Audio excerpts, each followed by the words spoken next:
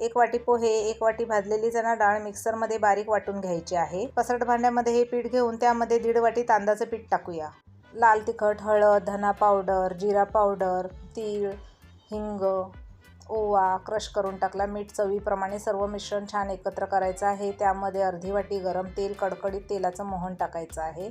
सर्व हे मिश्रण चांगलं एकजीव करून घ्यायचं आहे आणि 10 मिनिटांसाठी झाकण लावून ठेवायचं आहे। लागेल तसे साधे पाणी टाकून चकलीसाठी पीठ मळून घ्यायचं आहे। मळलेलं पीठ 10 मिनिटांसाठी झाकण लावून ठेवायचं आहे।